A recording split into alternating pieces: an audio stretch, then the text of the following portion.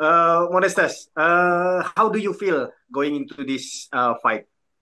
Feel really good, man. I'm just really excited. Do you know what I mean? I'm buzzing. I'm going to another city, another land, another territory, and I'm going out to conquer, mate. So yeah, no, I'm just feeling very good energy, very good spirit, and yeah, I'm just can't wait for Saturday. How's your preparation? Because I think this is the quickest turnaround for you for the UFC because you just fought in February, yeah? Yeah. Preps. It's actually quite good that I literally got the call for this next fight 4 days after my last one. So I literally just came back Mm. home and then they called me straight away and said, "Yo, can you fight in May?" And I was like, "Yeah, no, no, let's go." Do you know what I mean? Keep the steam train rolling. I actually thought it was brilliant because I pretty much just went straight back to what I was doing before. So it was just a continuation. So it's very natural, very normal, and like I had a bit of, you could say, a week of just like sort of just not very crazy, and then straight back in there. So yeah, it worked out well actually. Yeah, yeah. And how do you see Cutelaba as your opponent? Because this is the guy that fought the same time with you in Yeah, February, right? yeah, And also he get a very impressive win. How do you think of him? yeah. So it's funny because I remember in an interview afterwards, I said, the winner of Aslan and Kutalaba, I bet you they're going to make that fight for the next one. And like I say, it actually happened. He's a very experienced opponent. He's very tough. He's got a very all round skill set, a load of very good attributes. And yeah, I mean, look, at the end of the day, I've just got to go out there and show that I'm better in all areas as well. Do you know what I mean? He definitely likes to use his wrestling approach. Got very heavy hands, very explosive. But ultimately, it's nothing I can't handle. Yeah. What kind of fight can we expect from this one? This is going to be extremely explosive from the first bell to the last bell. It's going to be literally edge of your seat type fight. Like I say, we're going to go in there, stand in the middle of the cage, and throw down. So yeah, the fans can expect a real firefight. Yeah, yeah, yeah. And how crucial is this fight, Modestas, for you to get into the ranking? Because I think you from your last fight, you're targeting to get into the ranking this year. Mm-hmm. Yeah, 100%. And I think this fight will do it. I think in this matchup in particular, this will determine who gets that top 15 matchup. So yeah, like I say, I'm looking to go in there, do my thing, get this win, and then definitely I'll be looking for a top 15 matchup after this. Yeah, yeah. And do you have someone in mind? If you win this one, you wanna Uh, call? I do, but I'm gonna leave that for after the fight. I'm gonna leave that for the mic for after the fight. But yes, I've already thought about it. Yeah, 100%. Yeah, yeah, yeah. What is this? What happened in your first period in UFC? You left after three consecutive losses, and you suffer a horrible injury. What happened there? Yeah, so obviously the fight with Jimmy Crute, I think that fight happened a bit too early. At the end of the day, I had the skill sets, but it's just maybe mentally I wasn't there, and even just the confidence. You need to slowly build your confidence up in the UFC. Do you know what I mean? I wasn't ready to fight the top guys like so quickly.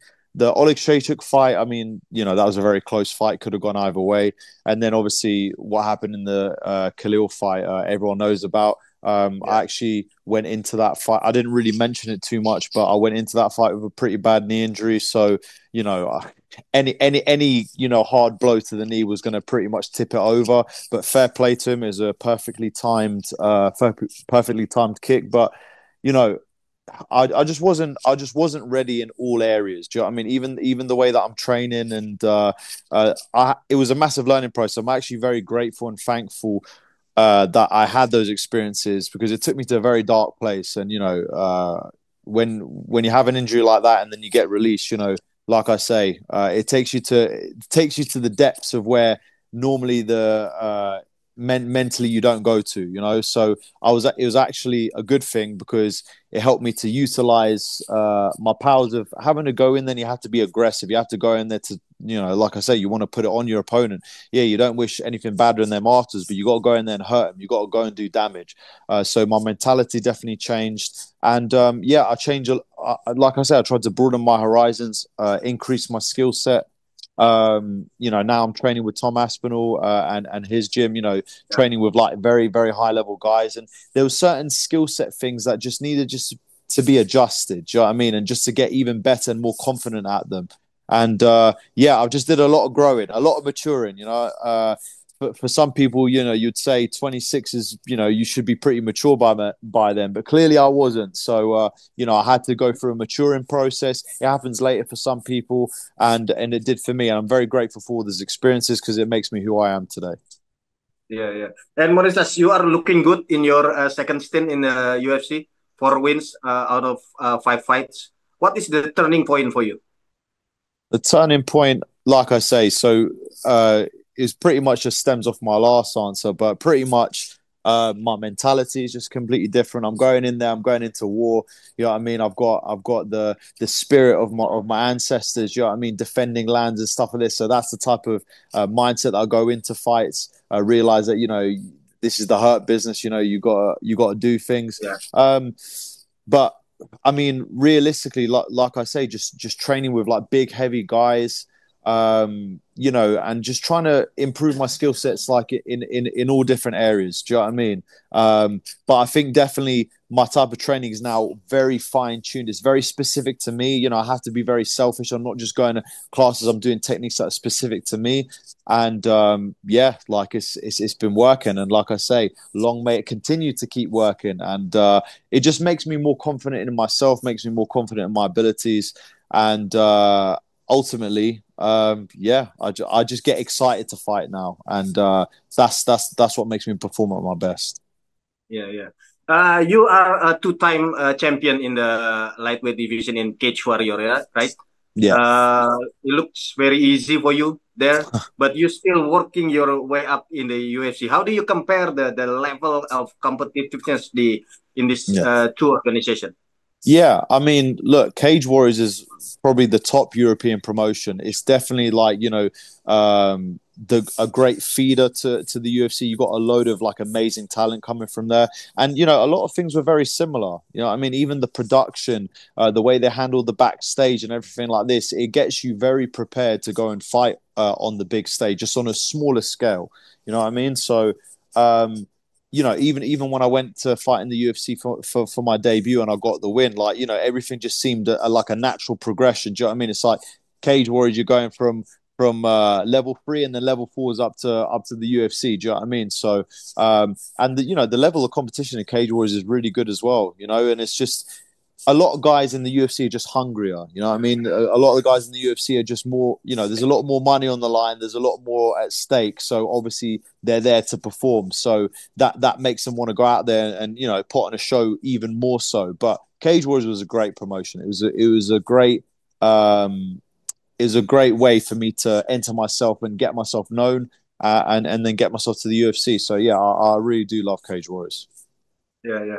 And Modestas, your fight against Marcin Prasnio is very important for your milestone, I think, because that is your first submission wins in the UFC, right?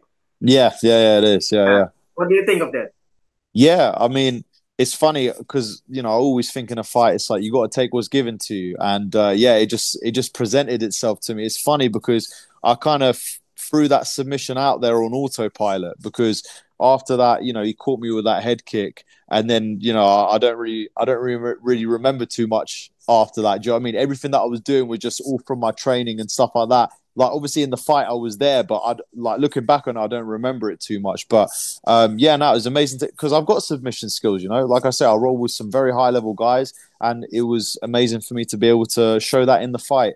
And against a very high level striker as well, I managed to get the takedown when things were looking rocky on the feet, and then sinking the submission. And it's funny because when you look at the tape, like I put my foot on his leg because I was about to jump over to the other side, but my coach was screaming in the corner. He was saying, "Don't jump to the other side. You've got it." Because obviously they could hear his throat was closing in. So like.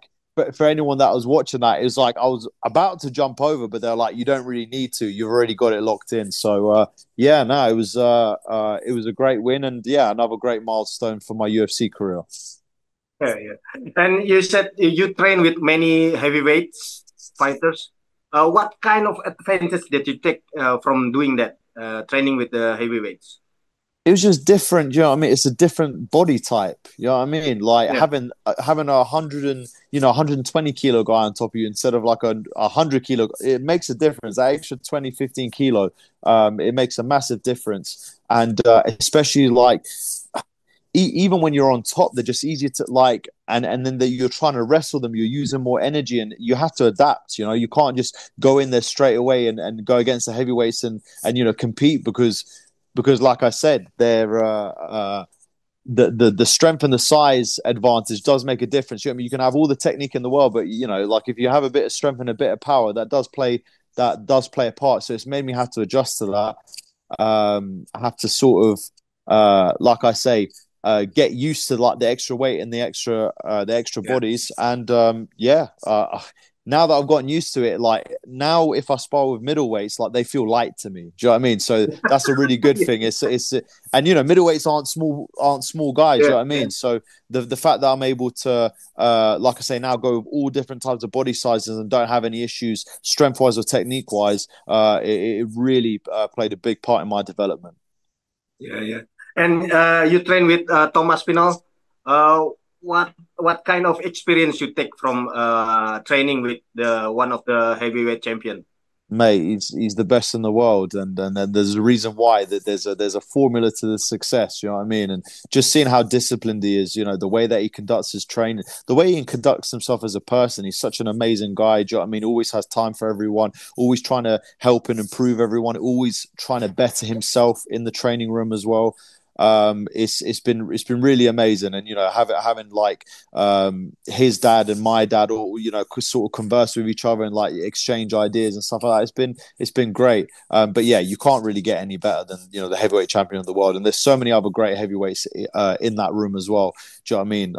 Like we've been training with Martin Boudet, you got Mick Parkin, Pavel Delidko, Phil DeFries. You got a whole host of like really top level guys, and then we've even had Simeon Powell and James Webb come up with us as well, light heavyweights. So yeah, the room is just extensive and amazing, and yeah, like I say, Tom's been easy because he's definitely an idol of mine. Do you know what I mean? I really look up to him, so taking gems from him every week it's been a blessing. It's been a blessing.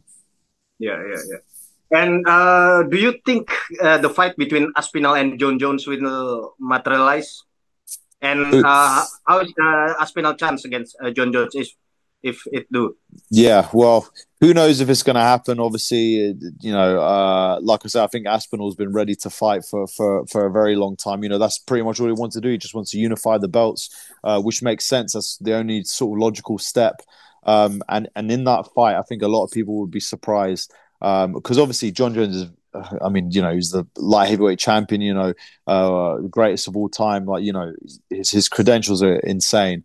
He's got a very all around skill set, and he can use different things to sort of pick you apart. But so does Tom. He's also very good everywhere. He's very fast. Do you know what I mean? He's got good grappling, and he just continues to get better in all those areas. So obviously, I'm rooting for my boy Tom. Like I say, if that fight does materialize, I'll definitely predict that Tom would win that fight, just because he's just an insane athlete with great skills and great IQ. So it'll be a very tough fight, a very close fight, but ultimately I think Tom would get the job done. And what do you think about the competition in your division, the light heavyweight division? Yeah, I mean, we've got a load of good guys. Like obviously the top 15 sort of changed around a little bit here and there. But you got guys that have come up from Dana White Contender Series as well. So yeah, I mean, it's now starting to breed more and more talent into this, and more life into this division. Now you got me coming up. Do you know what I Yeah, mean? You got it's it's a really exciting division, and like I say, especially the guys at the top, like it's pretty much up for grabs. You know what I mean? So either one of those guys could like do really well, like on the night, perform and get to the belt. So it's a really wide open division, and there's a lot of great talent. And yeah, I'm just looking to keep working my way up the ladder and go towards the top. So yeah, it's very exciting times for the light heavyweight division. What do you think about the champion, Magomed Ankalaev? Obviously, he's very skilled. Like I say, he again his IQ is very good as well. He does exactly what he needs to do in the fight to get the job done.